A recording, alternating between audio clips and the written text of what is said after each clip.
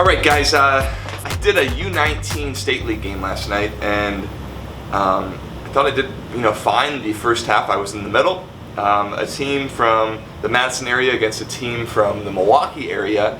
The Madison team ends up winning 5-0. And I'm really looking for some comments here on how you guys would handle this. But in the second half, the team that's down, that end up losing 5-0, is they're getting frustrated. They're getting, I guess frustrated. They're getting, upset with some of my calls. The coach is on me a little bit. And did I miss a couple? Yeah, I probably did, but I don't think I missed anything like totally, grievous or anything, right? So in an earlier video, I had talked about, trying to manage the game or manage the losing team by giving them free kicks in like their defensive third or in the middle third of the field for minor infractions. Like, let them know, hey, I'm here, I see you, I'll give you the benefit of the doubt on this one. I know you guys are down 3-0 or 4-0 here, right? And that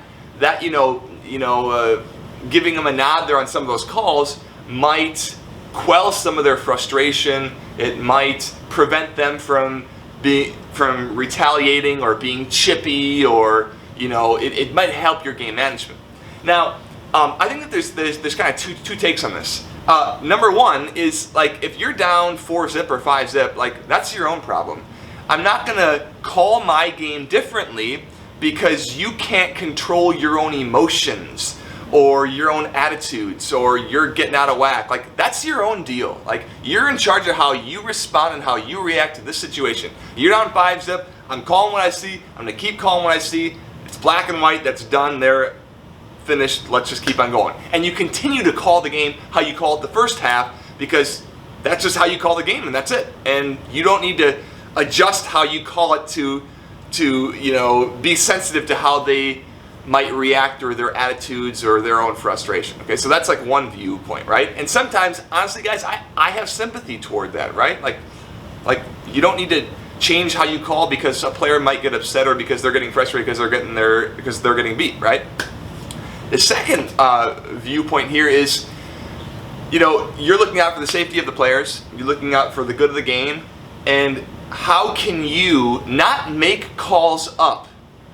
But if there is contact there, and if there could be a foul there, how could you, give that foul to the team, or maybe to the losing team here, and that might help them compose themselves. It might help them get their emotions a little more in check. It might slow the game down. It might let them know that you're there, that you're supporting them, even though they're losing, and that might help the management of the game and prevent further dust-ups or game management or dissent or stuff down the line. So